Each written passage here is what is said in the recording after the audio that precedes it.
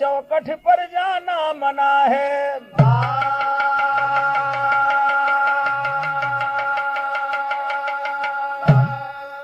कि आदमी है एक नीति उसके लिए है दो, अब इंसान ने क्यों यहाँ पर बनाया, इतिहास उनका लिखाया आज साथी, अरे हमने तो केवल यहाँ पर सुनाया।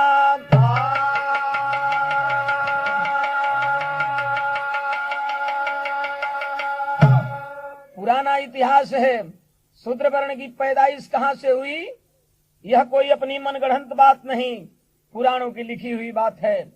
केवल अपना तर्क ही उसमें बाबा साहेब के सिद्धांत के अनुसार है। भाव एक लाइन बात तर्ज गजल के बाद कि अगर दिल दिल से टकराता रहेगा,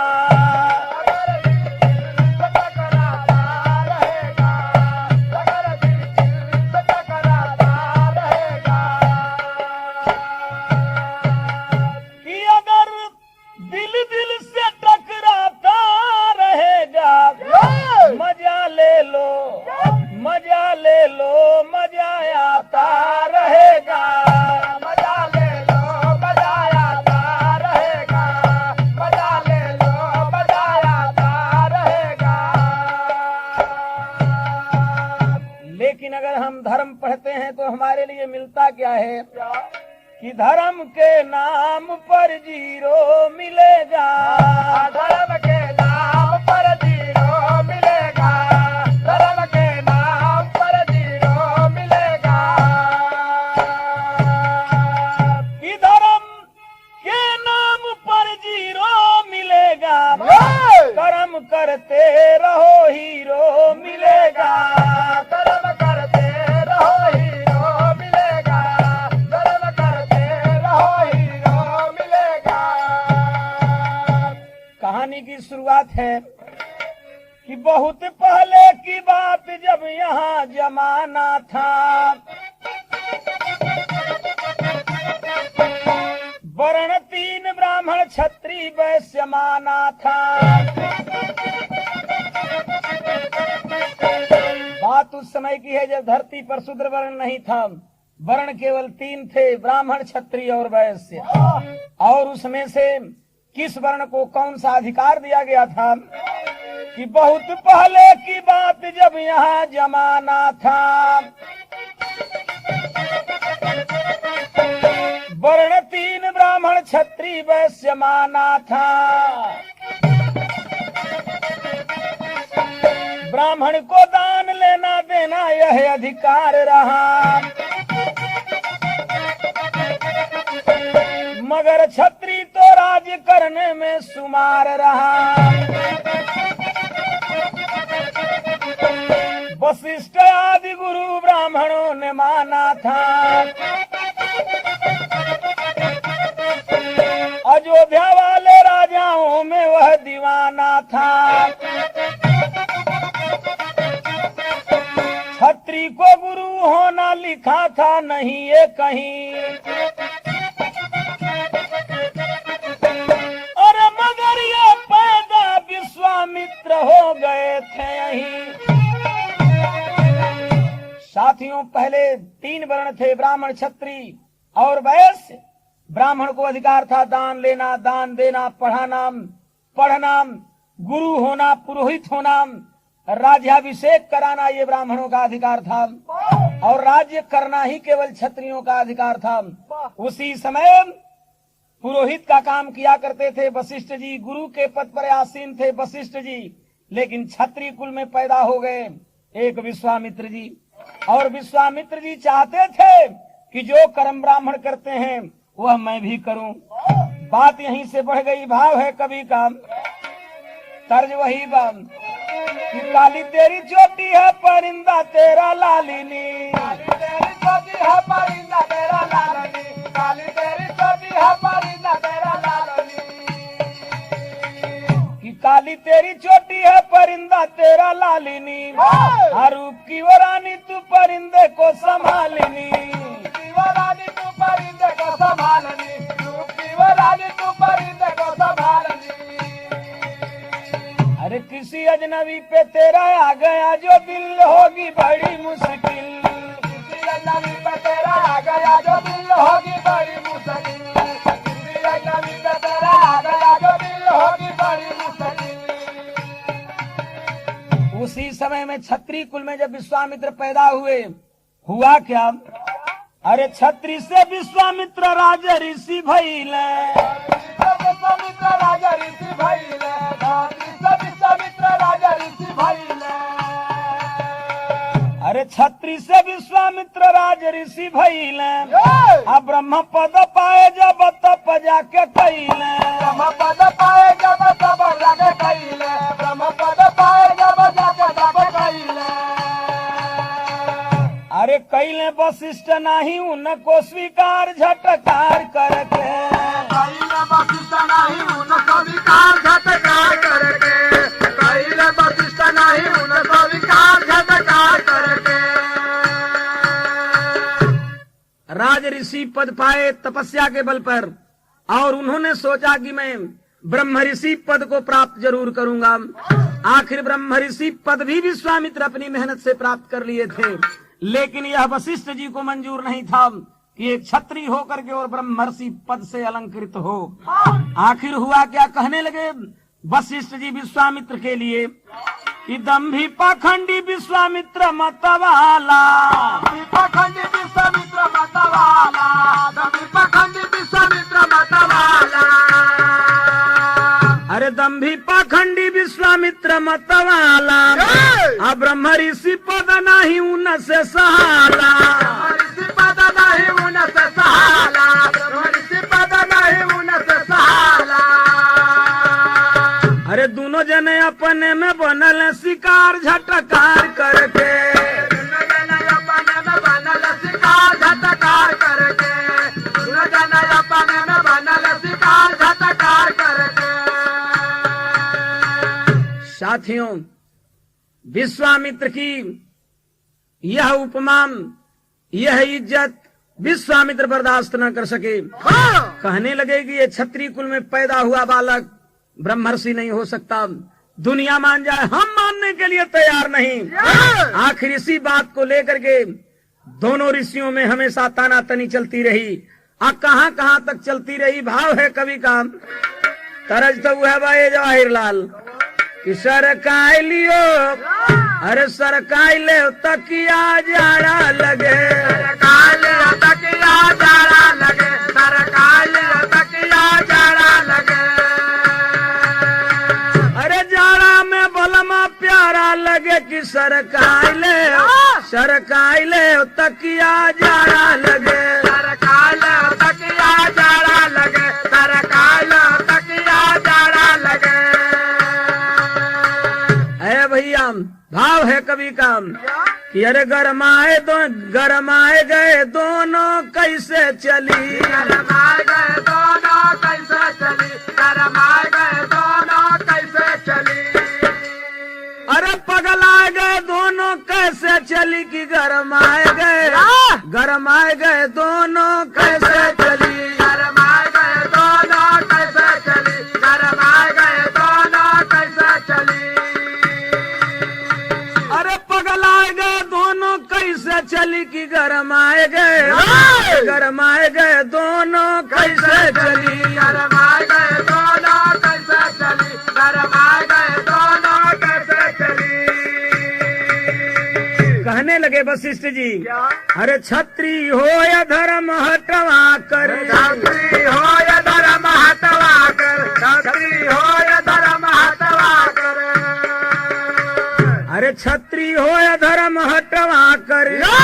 पूजा करता यज्ञ करा कर। पूजा करता यज्ञ करा कर। पूजा करता यज्ञ करा कर।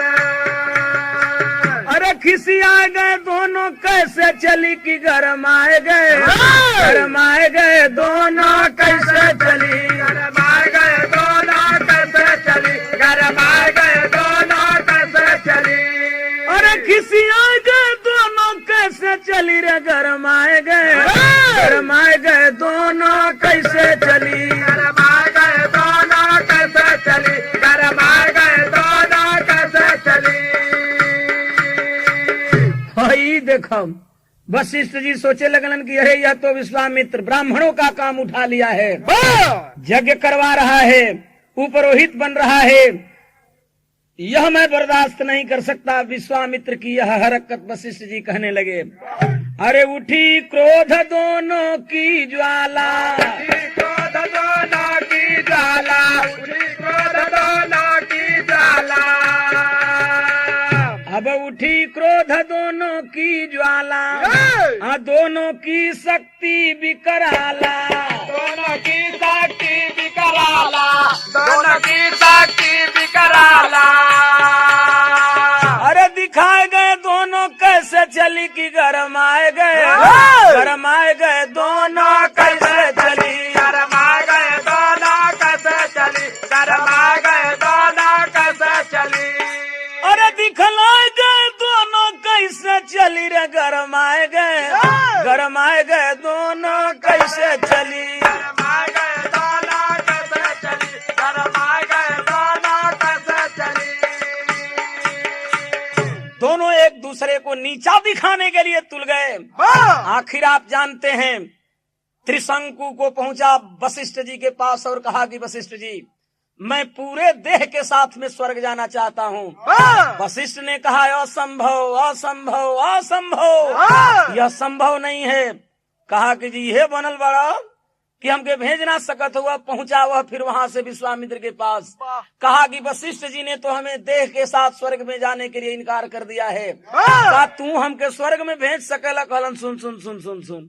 बात जब वशिष्ठ जी का आ गई तब विश्वामित्र कहलन हम कुछ करब जरूर। भाव बा कवि के तरजु है बाम कि अरे साहेब बिना टिकुली, साहेब बिना टिकुली, सुन वाली लार हो साहेब बिना टिकुली, सुन वाली लार हो साहेब बिना टिकुली, सुन वाली लार हो साहेब बिना टिकुली।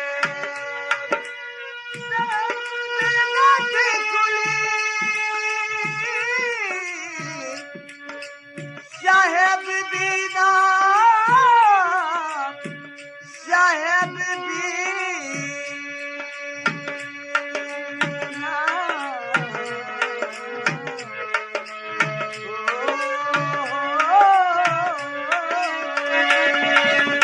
सुन वाली लार हो साहेब बिना टिकुली, सुन वाली लार हो साहेब बिना टिकुली। यही तरह के लोग आवेलन कि ननद तोरी नगरी, अब ननद तोरी नगरी, टिकुली बिकार ना नद तोरी नगरी, टिकुली बिकार रे ना नद तोरी नगरी, टिकुली बिकार रे ना नद तोरी नगरी।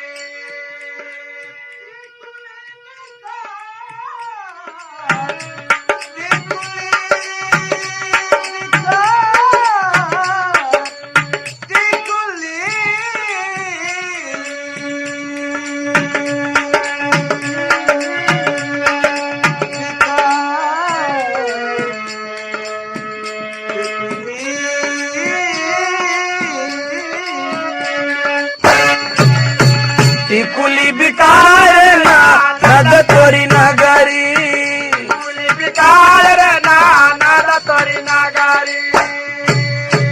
भाव है कवि का कि दूसरे स्वर्ग का जब आवेल निशानी, के नहीं जाने ला त्रिशंकु की कहानी, के नहीं जाने ला त्रिशंकु के कहानी, के नहीं जाने ला त्रिशंकु के कहानी। अब बोला त्रिशंकु वशिष्ठ जी से जाके, बोला त्रिशंकु वशिष्ठ जी से जाके, बोला त्रिशंकु वशिष्ठ जी से जाके। हम के पठाव स्वर्ग मंत्र चला के, हम के पठावा स्वर्ग मंत्र पठा के, हम के पठावा स्वर्ग मंत्र चला के। कि कैल नकार जब वशिष्ठ मुनि ज्ञानी, के नहीं जाने ला त्रिशंकु की कहानी। के नहीं जाने लाती शंकु के कहानी, के नहीं जाने लाती शंकु की कहानी। हमें सदैव स्वर्ग में भेज दीजिए।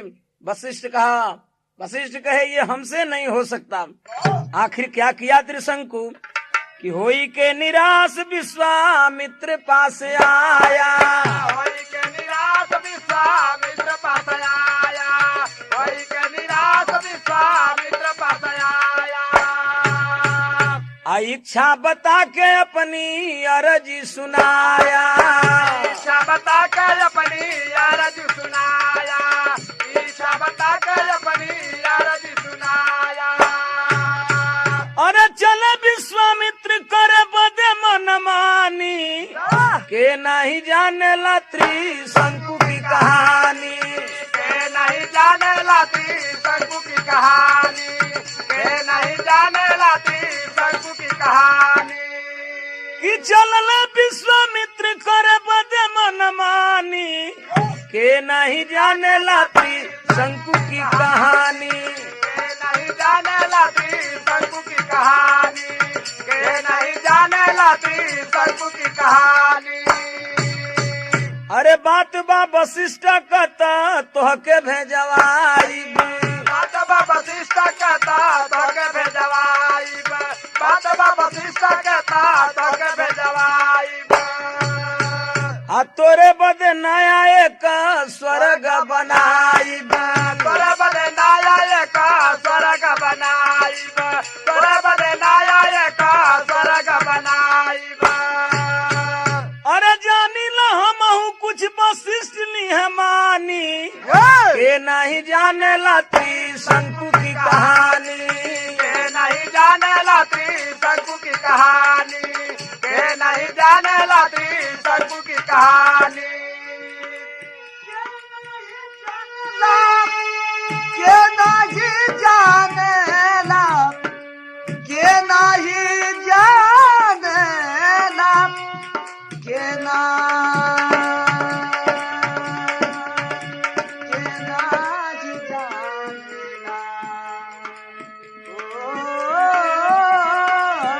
के नहीं जाने ला, के नहीं जाने ला त्रिशंकु की कहानी। के नहीं जाने लाती शंकु की कहानी। कहलन आओ त्रिशंकु आओ, तेरा स्वागत है। वशिष्ठ ने इनकार कर दिया ना तो तुम्हें सदैव स्वर्ग भेजवाऊंगा, तुम्हारे लिए एक नया स्वर्ग बना करके रहूंगा, ताकि विश्वामित्र को वशिष्ठ जी को मालूम हो जाए कि विश्वामित्र में भी कुछ दम है। आखिर आप जानते हैं कि सदैव स्वर्ग भेजने लगे और ऊपर से लिखल गई वजह देवता ठेले लगलन, बिचवे में त्रिशंकु रह गईलन, तो बिचवे में एक नया स्वर्ग बना दिहलन। वो स्वर्ग में कीड़ा बिच्छी गोजर आलू भालू ऊत भूत अपन बनलन सब।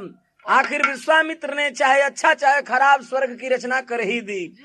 और दूसरा प्रमाण उन लोगों के झगड़ा का आप लोग जानते होंगे। तरजबा कि मोरी पीछा रवा सोनरवा के दुकानिया, सोनरवा के दुकानिया, सोनरवा के दुकानिया, सोनरवा के दुकानिया, सोनरवा के दुकानिया।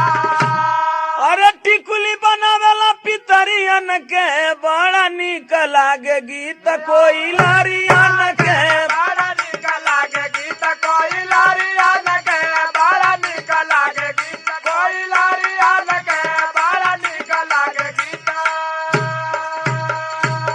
अरे हरिश्चंद्र राजा जी को कौन नहीं जाने, हरिश्चंद्र राजा जी का कौन नहीं जाने, हरिश्चंद्र राजा जी का कौन नहीं जाने। कि हरिश्चंद्र राजा जी को कौन नहीं जाने, वाह! अब बड़ा सत्यवादी है वशिष्ठ उनके माने। बड़ा सत्यवादी है वशिष्ठ उनके माने, बड़ा सत्यवादी है वशिष्ठ उनके माने। अरे बोले गुरु ज्ञानी फेर मनिया के कोई दे ना डिगाए वही दानिया के, कोई दे ना दिगाए वही दानिया के, कोई दे ना दिगाए वही दानिया के, कोई दे ना दिगाए। वशिष्ठ ने हल्ला कर दिया कि धरती आसमान झूठा हो सकता है, वाह! लेकिन सत्यवादी हरिश्चंद्र कभी झूठा नहीं हो सकता। हाँ! उसको कोई डिगा नहीं सकता है। जब ऐलान कर दिए वशिष्ठ जी, बस वहीं पर विश्वामित्र तैयार हो गए और कहने लगे, क्या? अरे लिहल विश्वामित्र तब हाथवा मिलाई, विश्वामित्र तब हाथवा मिलाई, विश्वामित्र तब हाथवा मिलाई। कि लिहल विश्वामित्र तब हाथवा मिलाई, आ तीनों प्राणी के काशी में भेजवाई, तीनों प्राणी के काशी में भेजवाई, तीनों प्राणी के काशी में भेजवाई। अरे बिकवाई दिहल तीनों प्राणिया के, कोई दे ना डिगाए वही दानिया के। कोई दई ना दिगार वही दानिया के, कोई दई ना दिगार वही दानिया के, कोई दई ना दिगार। आखिर आप जानते होंगे विश्वामित्र जी की देन रही कि राजा हरिश्चंद्र अपने लड़के औरत के साथ में बनारस में बिकने के लिए चल दिए। वाह! कौन कौन करम उठावे के परल? अरे राजा जी डोम घर कर पहरेदारी, राजा जी डोम घर कर पहरेदारी, राजा जी डोम घर कर पहरेदारी। अब राजा जी डोम घर कर पहरेदारी, आ दुल्हन करेली बाभन कताबेदारी, दुल्हन करेली बाबा ने कताबेदारी, दुल्हन करेली बाबा ने कताबेदारी। अरे डिगे नहीं देख बेटा के मरनिया के, कोई दे ना डिगाए वही दानिया के, कोई दई ना दिगार वही दानिया के, कोई दई ना दिगार वही दानिया के, कोई दई ना दिगार। आखिर साथियों, आप जानते हैं कि हरिश्चंद्र की औरत को ब्राह्मण के घर बेच दिया गया। अपने लड़के को ब्राह्मण के घर दास बना करके बेच दिए हरिश्चंद्र। अपने डोम की पहरेदारी किए। यह वशिष्ठ के लिए ही विश्वामित्र का यह तूफान रहा। आखिर लड़का मर गया, कफन नहीं मिला। राजा जब नहीं इधर उधर हुए, उस समय का भाव बाप कि वहां पर तो विश्वामित्र जरा सा मुंह की खा गए, लेकिन हमेशा टक्कर होती रही। भाव है कभी काम, तर्ज वही बाम।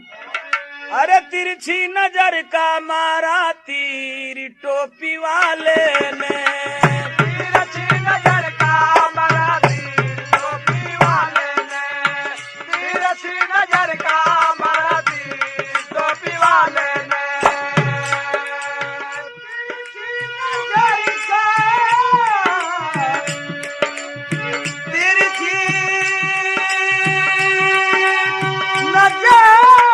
का, तिरछी नजर का मारा तीर टोपी वाले ने, तिरछी नजर का मारा तीर टोपी वाले ने। अरे दोनों में होती रही तकरार उस जमाने में, दोनों में होती रही तकरार उस जमाने में, दोनों में होती रही तकरार उस जमाने में। अरे कोई न माने एक दूजे से हार उस जमाने में, दोनों में होती रही तकरार उस जमाने में। दोनों में होती रही तकरार उस जमाने में, दोनों में होती रही तकरार उस जमाने में। कई हुई दुर्घटना घटना उन दोनों के कारण, लेकिन ऐन समय पर हो जाता उसका निवारण। अरे लागे कैसो कैसो बेड़ा पार उस जमाने में, दोनों में होती रही तकरार उस जमाने में। दोनों में होती रही तकरार उस जमाने में, दोनों में होती रही तकरार उस जमाने में। लेकिन एक तकरार ऐसी हुई जिससे कि शूद्र की पैदाइश हो गई कि उन दोनों से मिलती है इतिहास में एक कहानी। हम पूजा के अधिकारी दोनों करते मनमानी।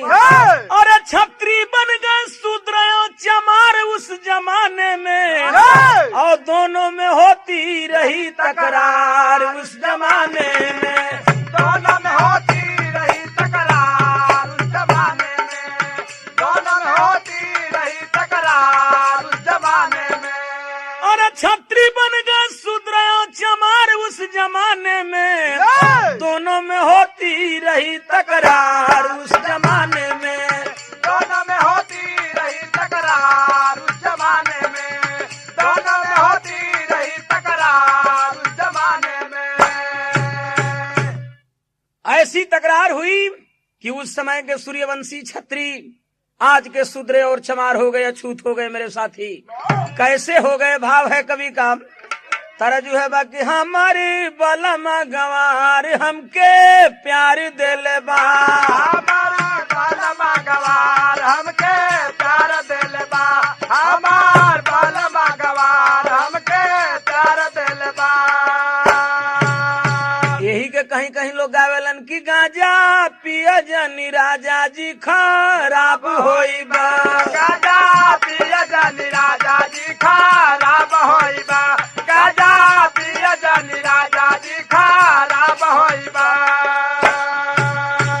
कवि का भाव है कि ऐसन आदमी क आदमी से मार भइल बा। ऐसन आदमी का आदमी से मार भइल बा, ऐसन आदमी का आदमी से मार भइल बा। अरे भोगे दूसर लेकिन दुख दूसरे से खार भइल बा। ऐसन आदमी से आदमी का मार भइल बा। ऐसन आदमी का आदमी का मार भइल बा, ऐसन आदमी से आदमी से मार भइल बा। यहाँ से कहानी का शुरुआत बा कि नाम था सुदास छत्री वंश में भाई। राजा बना था जब कुर्सी लगाई। राजा बना था जब कुर्सी लगाई, राजा बना था जब कुर्सी लगाई। अरे उनका पुरोहित वशिष्ठ बड़ा प्यार भइल बा। कैसन आदमी क आदमी से मार भइल बा। कैसन आदमी का आदमी से मार भइल बा, कैसन आदमी का आदमी से मार भइल बा। सुदास नाम का सूर्यवंशी छत्री था, राजा था, उसके पुरोहित थे वशिष्ठ जी। आखिर धीरे धीरे हुआ क्या कि खुश गुरु ज्ञानी उनके राजा बना के पाया सुजस सब राजा के हरा के। पाया सुजा सबा राजा के हरा के, पाया सुजा सबा राजा के हरा के। अरे राजसूय यज्ञ बने तैयार भइल बा। कैसे? अरे ऐसन आदमी से आदमी का मार भइल बा। ऐसन आदमी का आदमी से मार भइल बा, ऐसन आदमी का आदमी से मार भइल बा। सुदास के पुरोहित थे वशिष्ठ जी, राजाओं को जीत लिया था और अश्वमेध यज्ञ करने की, राजसूय यज्ञ करने की तैयारी में लगा हुआ था सुदास। लेकिन भाव है कवि का, तर्जबा वही कि अरे लैला मजनू दो बदन एक जान थे। लैला मजनू दो बदन एक जान थे, लैला मजनू दो बदन एक जान थे। अरे दोनों अपने प्यार में परेशान थे। लैला मजनू दो बदन एक जान थे। लैला मजनू दो बदन एक जान थे, लैला मजनू दो बदन एक जान थे। मगर भाव है कवि का, अरे चल पड़े सावन में सोले आग के। चल पड़े सावन में सोले आग के, चल पड़े सावन में सोले आग के। अरे घेरली मातम सुरीली राग के। पड़े सावन में सोले आग के। चल पड़े सावन में सोले आग के, चल पड़े सावन में सोले आग के। राजसूय यज्ञ कराऊंगा, यहीं से खतरा हो गया नई शहरवा। अरे राजसूय यज्ञ कराऊंगा कैसे, परिवर्तन दुनिया में लाऊंगा कैसे।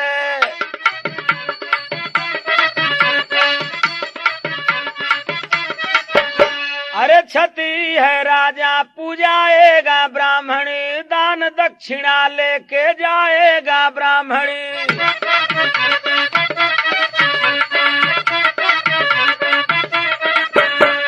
सब रूढ़ीवादी से खुद को हटाकर यज्ञ कराया गाधी राजा को लाकर।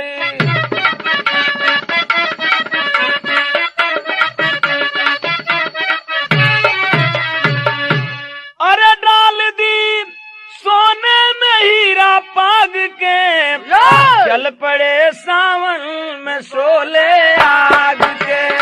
चल पड़े सावन में सोले आग के, चल पड़े सावन में सोले आग के।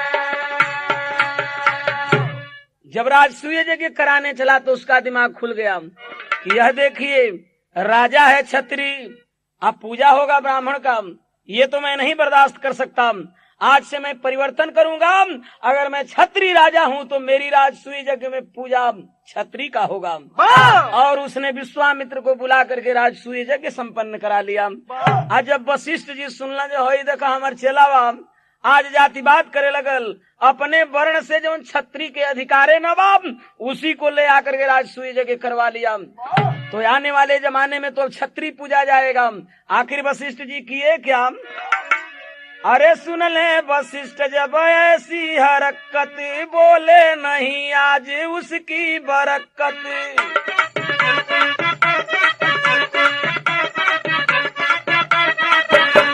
हो करके छत्री गुमानी बना है, विश्वामित्र कब का अब ज्ञानी बना है।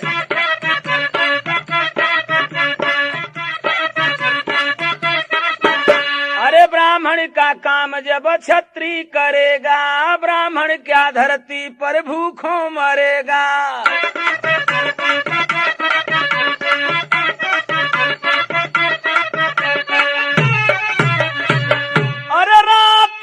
कैसो बीत गई है जाग के, चल पड़े सावन में सोले आग के।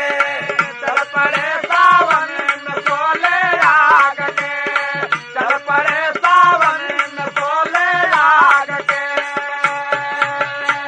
दोनों गर्म हो गए कि विश्वामित्र मेरा अधिकार लेना चाहता है। यहाँ पर भी गर्माहट हो गई। कवि का भाव है तर्ज वही बाकी कांधा आयो ना बसिया बजाई रे गयो। कांधा आयो ना बसिया बजाई रे गयो, कांधा आयो ना बसिया बजाई रे गयो।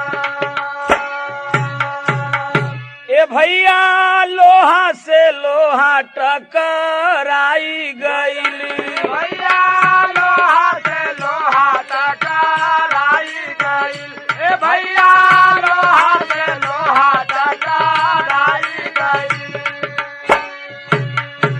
ये तने ना कैलन विश्वामित्र।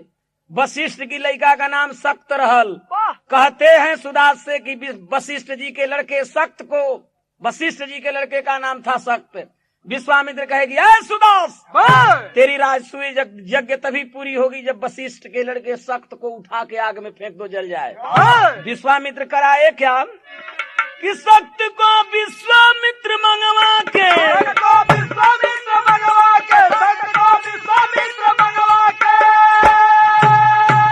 अरे जलती आगी में फेंकवा के, आगी में फेंकवा के, जलती आगी में फेंकवा के। अरे जलती आगी में फेंकवा के जाके बात वशिष्ठ से सुनाई गई। जाके बात वशिष्ठ से सुनाई गई, जाके बात वशिष्ठ से सुनाई जब ये बात वशिष्ठ जी सुने कि हमारे लड़के को सुदास ने आग में जलवा दिया विश्वामित्र के कहने पर, तो हुआ क्या कि अब तो सुदास को मारूंगा, अब तो सुदास को मारूंगा, अब तो सुदास को मारूंगा, अरे उसको भी ला कर जारूंगा, उसको भी ला कर जारूंगा, उसको भी ला कर जारूंगा, अरे उसको भी ला कर जारूंगा, बुढ़वा बाभन जवानी में आई गई, बुढ़वा बाभन जवानी में आई गई, बुढ़वा बाभन जवानी में आई गई,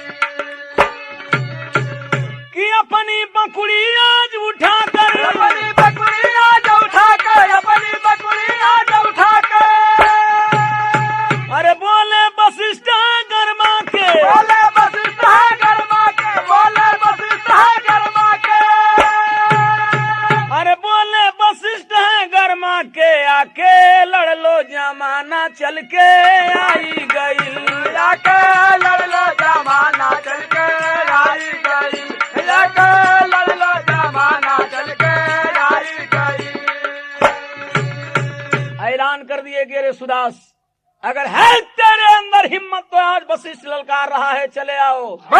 जंगे मैदान में पहुंचा सुदास मेरे साथी, और उधर से वशिष्ठ लड़ना शुरू कर दिए। विश्वामित्र ने साथ सुदास का दिया, लेकिन सुदास की दुर्भाग्य रही कि हार गया, वशिष्ठ जी जीत गए। और जब वशिष्ठ जी जीत गए मेरे साथी, और सुदास उसी समय मारा गया था, मर गया उसी लड़ाई के मैदान में। अब वशिष्ठ सीना फुला करके ब्राह्मणों के बीच में चल दिए और कहने लगे तरजु है कि अरे बैठल रहे पान की दुकानी रे बाबा नावा, बैठल रहे पाला की दुकानी रे बाबा नावा, बैठल रहे पाला की दुकानी रे बाबा नावा, अरे दिन तवार रहे अब बिहिया में बाजार रहे, बैठल रहे पान की दुकानी रे बाबा नावा, बैठल रहे पाला की दुकान रे बाबा नावा, बैठल रहे पाला की दुकान रे बाबा नावा, कि अरे एक समय का भाला कहो दया, कि अब एक समय का भाला अब रहारी में कैले बारे गाला, कि भलावा पर हलावा चकरवा लसबा बनावा, बालावा पहलावा करावा लसबा बनावा, बालावा पहलावा करावा लसबा बनावा,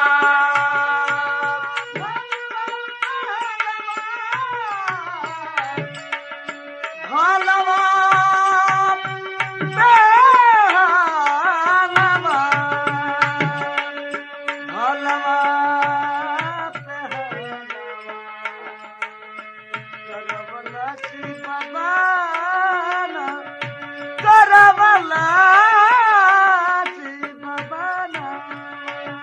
अरे भलावा पर हलावा करवा लसबा बनावा, हलावा पर हलावा करावा लसबा बनावा, अरे गईलू बाजार अरे किनलू खटैया हो, आ खातर रहलू आम कया चार मोरी चिरई, खाता रहलू या बेकाया चारा मोरी चिराई, खाता रहलू या बेकाया चारा मोरी चिराई, अरे तिरछी नजरिया अरे हम के तुम्हारत रहलू, आ फाटेला जी अरावा हमार मोरी चिरई, फाटला दी अलावा हमारा मोरी चिराई, फाटला दी अलावा हमारा मोरी चिराई, फाटला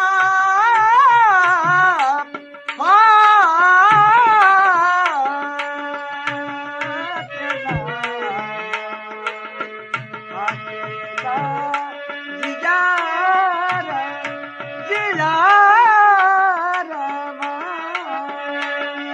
अरे फटला जियरवा हमार मोरी चिरई।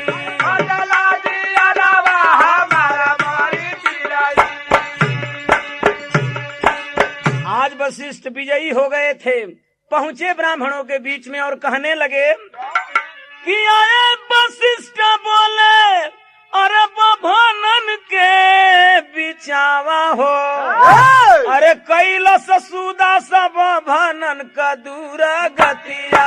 कैलस सुदा सब भनन के दूर गतिया। कैलस सुदा सब भनन के दूर गतिया।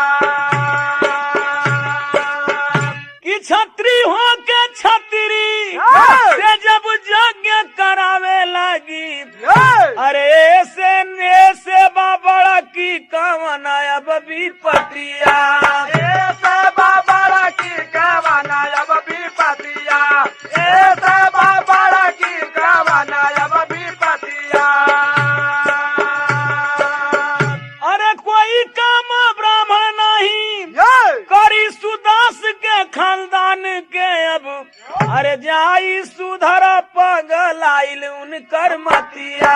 जाई सुधर पगल आइल उनकर मतिया। जाई सुधर पगल आइल उनकर मतिया। कहलन ब्राह्मणों से, वशिष्ठ जी गए ब्राह्मणों कान का पर्दा खोल करके सुन लो। जब शूद्र होकर के, जब छत्री होकर के, शूद्र नहीं छत्री होकर के छत्री से ब्राह्मणों का काम करवाने लगेगा तो ब्राह्मणों की इज्जत कहाँ रहेगी? ब्राह्मण भूखों मर जाएंगे। इसलिए प्रतिज्ञा कर लो कि आज से कोई भी ब्राह्मण सुदास के खानदान का न पुरोहित बनेगा, न उसकी कोई यज्ञ कराएगा, न उसके खानदान को कोई छुएगा, न उसके खानदान का कोई कथा कहेगा, न होम करेगा। और उसी दिन से हुआ क्या कि अरे आने वाली पीढ़ी अब जेतना सुदास का मही पर आई, अरे केहू नाही छुई कहाई सुधर जतिया। केहू नाही छुई कहाई सुधर जतिया। केहू नाही छुई कहाई सुधर जतिया। अरे केहू नाही छुई कहाई सुधर जतिया हो। केहू नाही छुई कहाई सुधर जतिया। केहू नाही छुई कहाई सुधर जतिया। अरे भैया वशिष्ठ ऐलान कर दिया कि सुदास के आने वाले खानदान जो होंगे उन्हीं को शूद्र वर्ण कहा जाएगा। न उनका कोई छुआ पानी पिएगा, न उनको कोई छुएगा। कोई ब्राह्मण उनसे अलग रहेगा ताकि उनको होश आ जाए कि ब्राह्मणों से झगड़ा करने का नतीजा क्या होता है। तो आखिर अब तक ब्राह्मण क्षत्रिय वैश्य 3 वर्ण थे, लेकिन सुदास के खानदान के बाद सूर्यवंशी क्षत्रियों में शूद्र की पैदाइश हो गई। भाव है कभी का तरजू है बाकी कांचे कांचे बसावा कटवले रे मोरे आलर जोगिया। कांचे बसावा कटवले रे मोरे आलर जोगिया। कांचे बसावा कटवले रे मोरे आलर जोगिया। यही तरज का बात कि हमरा के बड़ा तरसवल सिरे गोरी तोहरी जवनिया। हमरा के बड़ा तरसवल सिरे गोरी तोहरी जवनिया। हमरा के बड़ा तरसवल सिरे गोरी तोहरी जवनिया। कि हम ड्राइवर बनी रानी माना बतिया। गाड़ी का हंडिल धरवल सिरे गोरी तोहरी जवनिया। गाड़ी का हंडिल धरवल सिरे गोरी तोहरी जवनिया। गाड़ी का हंडिल धरवल सिरे गोरी तोहरी जवनिया। कहने लगा वशिष्ठ की जब शूद्र उसके खानदान हो जाएंगे उनके लिए नियम वहीं पर बना दिए सब कि केहू नहीं उनके पढ़ाई हो सुन ब्राह्मण ज्ञानिया। उनके पढ़ाई हो सुन ब्राह्मण ज्ञानिया।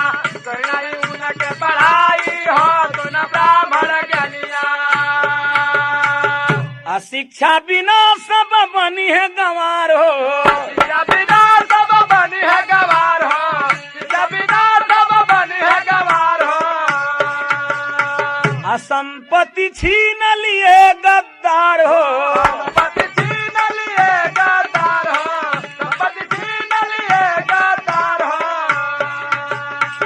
अरे अलग विधान बनाई हो सुन ब्राह्मण ज्ञानिया, अलग विधान बनाई हो सुन ब्राह्मण ज्ञानिया, अलग विधान बनाई हो सुन ब्राह्मण ज्ञानिया। अरे भैया कह दिया वशिष्ठ कि इसके आने वाले खानदान को पढ़ने का भी अधिकार नहीं होगा, ताकि सब लोग मूर्ख गंवार हो जाएं और उनकी संपत्ति को ब्राह्मणों ने छीन लिया। अब इस धरती पर शूद्र जाति पैदा हो गई, उन्हीं के लिए केवल मनुस्मृति की रचना की गई। साथियों तो कहनाम है उसमें लिख दिए सब, अरे संस्कार न काना कोई, संस्कार न काना कोई, संस्कार न काना कोई। अछुई जेऊ अशुद्ध होई, छुई देव अशुद्ध होई, छुई देव अशुद्ध होई। अरे ऐसन कहर ढाई हो सुन ब्राह्मण ज्ञानिया, जैसन कहर दहाई हो सुन ब्राह्मण ज्ञानिया, जैसन कहर दहाई हो सुन ब्राह्मण ज्ञानिया। कि मनुष्य मृत्यु विधान बनवा के, मनुस्मृति विधान बनवा के, मनुस्मृति विधान बनवा के। उनका के अलग नियम बना के, उनका गया लगा नियम बना के, उनका गया लगा नियम बना के। गढ़ा में दिहल हेलाई हो सुन ब्राह्मण ज्ञानिया, गढ़ा में दिहल हलाई हो सुन ब्राह्मण ज्ञानिया, गढ़ा में दिहल हलाई हो सुन ब्राह्मण ज्ञानिया। उनके लिए एक अलग विधान बनाए, उनकी इज्जत को कोई लूट ले ब्राह्मण पापी नहीं होगा, सारी दौलत को ले ले पापी नहीं होगा। उन्हीं के लिए एक मनुस्मृति नाम के ब्राह्मणवादी संविधान की रचना वशिष्ठ ने मनु नाम के सेनापति से करवा दिया। तो मेरे साथी भाव है कवि का टेरी में कि हमारे शूद्र भैया बने, अरे रा रा रा रा, हमारे शूद्र भैया बने, जितने लोग किए बभनन से जा लड़ैया, जितने लोग किए बभनन से जा लड़ैया, हमारे शूद्र भैया बने। जितने लोग किए ब्राह्मण से जा लड़ैया, हमारे शूद्र भैया बने। जितने लोग किए ब्राह्मण से जा लड़ैया, हमारे शूद्र भैया बने।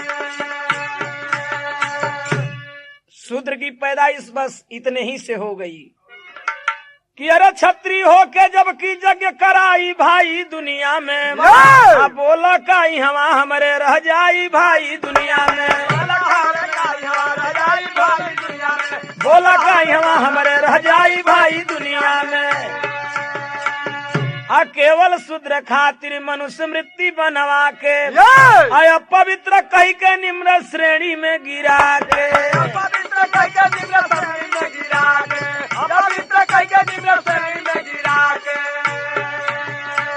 अरे इज्जत लूटे विधि विधान बतलाई भाई दुनिया में, बोला तो से कैसे आज सहाई भाई दुनिया में, बोला तो कैसे आज सहाई भाई दुनिया में, बोला तो कैसे आज सहाई भाई दुनिया में। साथियों धीरे धीरे हमने इसी को अपनी किस्मत मान लिया कि ब्राह्मण को दान देना मेरी किस्मत है, ब्राह्मण मेरी इज्जत लूट ले उसका प्रणाम करना ही मेरी किस्मत है, ब्राह्मण जो कुछ भी करे हमें बर्दाश्त कर लेना ही हमारी किस्मत है।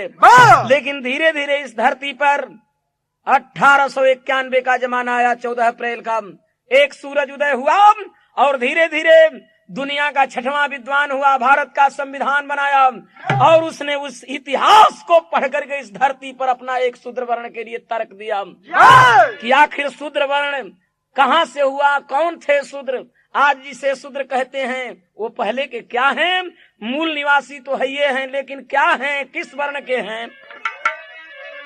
तो भाव है कवि का अरे धीरे धीरे जब की समय गईल आई, अरे दिहल बाबा साहब अपन तरक सुनाई। चल बाबा साहब अपन तारक सुनाई, चल बाबा साहब अपन तारक सुनाई। कि बेमिसाल बुद्धि में सब अजमाई भाई दुनिया में, आप बतलाए हैं हमरा के समझाई भाई दुनिया में। समझाए है हमरा के समझाई भाई दुनिया में, बतलाए है हमरा के समझाई भाई दुनिया में। बाबा साहब ने कहा कि साथियों, जो आज शूद्र कहे जा रहे हैं, अछूत कहे जा रहे हैं, उनको कहां से नहीं छुआ गया, क्यों शूद्र बना दिया गया, ये पहले के क्या हैं। उन्होंने गणित लगा करके बताया कि अरे बाटे पुराण का ना गढ़ल कहानी आए भैया, बाटे पुराण का ना गढ़ल कहानी आए भैया, बाटे पुराण का ना गढ़ल कहानी आए भैया। झगड़ा में दिए शूद्र जतिया बनाया,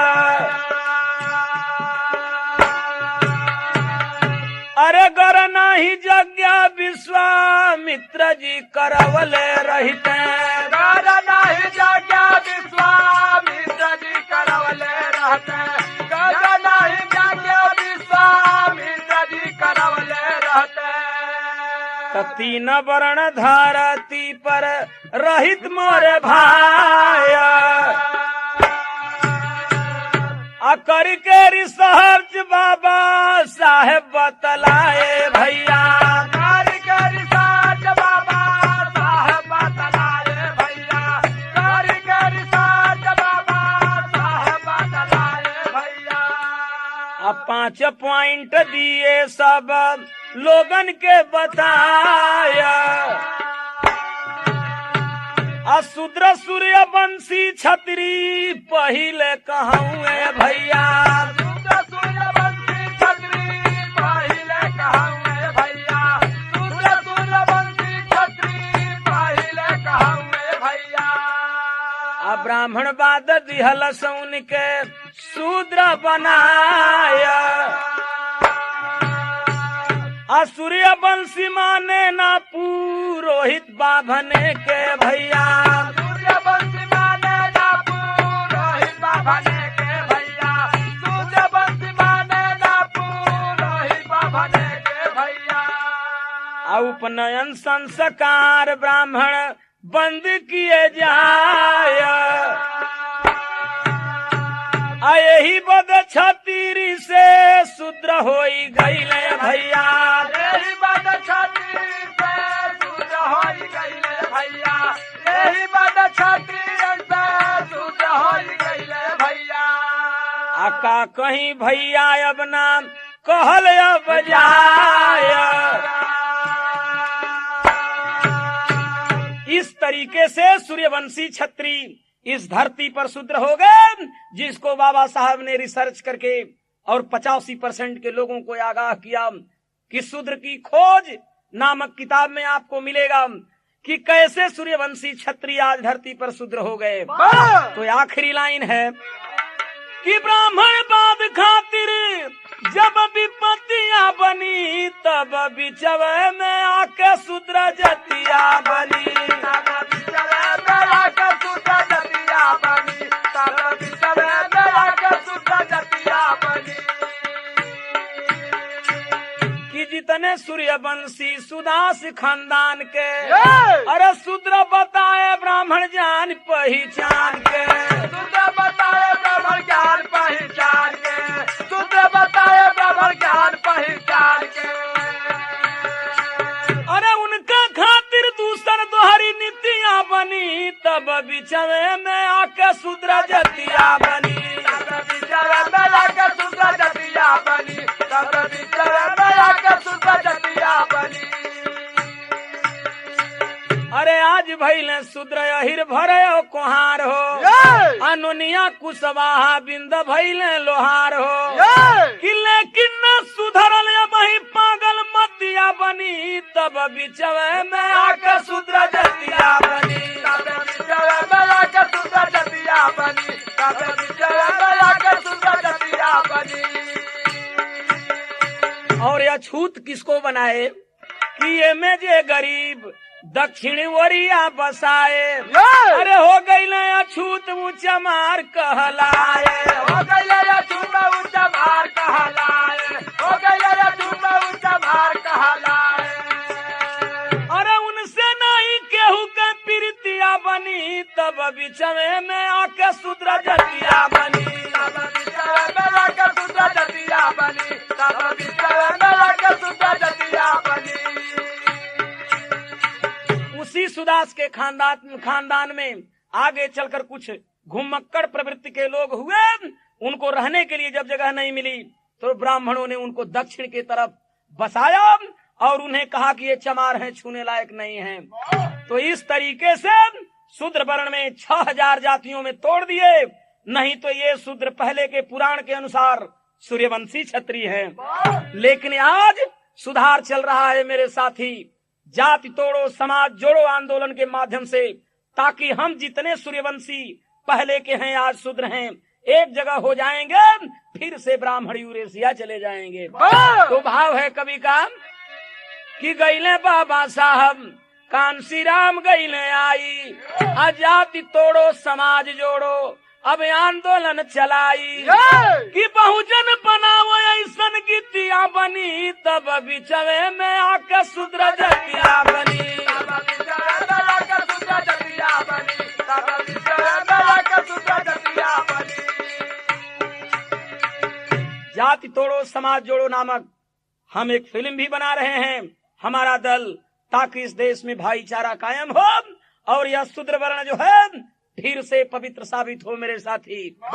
तो कुसुम पराग जद्दू देव गुरु भोला पूज्य हमारे, बाला शिव दर्शन के साथ में गंगा रंग पसारे, हमारे शूद्र भैया बने लिखे काशीनाथ व्यासपी के गवैया, हमारे शूद्र भैया